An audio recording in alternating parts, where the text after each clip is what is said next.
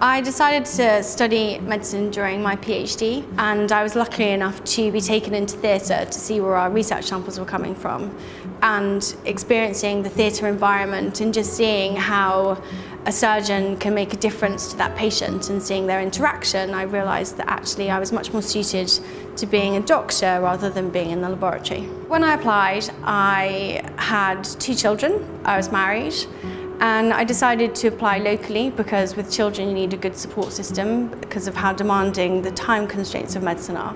During the second year of my undergraduate degree, in the May, my mother passed away from lung cancer, and so all the support system that I had in place when I applied for medicine 2 years beforehand had obviously changed.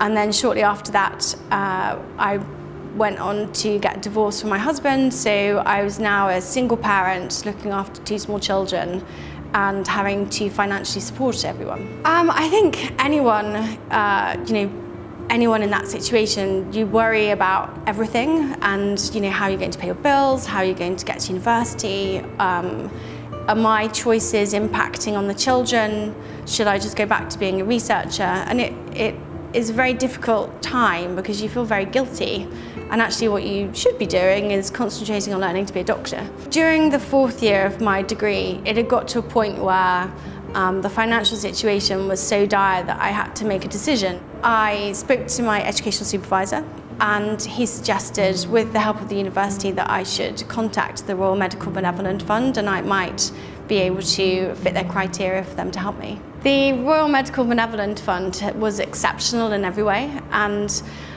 from the first application where you just send in a form and you phone up and it's very easy, they're always very friendly, and my particular caseworker would do little things to make you feel a lot better about the whole situation. So if she knew exams were coming up, she would send me a little email afterwards just to see how they went. When you're asking and you're having to admit that you don't have very much money, and there can be quite a lot of emotions that go along with that. And she was always incredibly lovely and kind and supportive.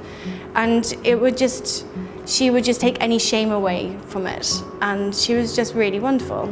Currently, I am a surgical trainee. You can make such a big difference to someone. And it's a real pleasure to have someone coming in who's unwell, and you can do something tangible to fix it and make it better and allow them to go back to what they were doing before. It's a great job.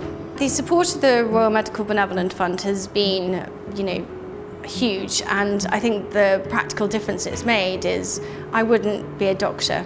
I wouldn't have been able to complete my medical training if they hadn't have helped me.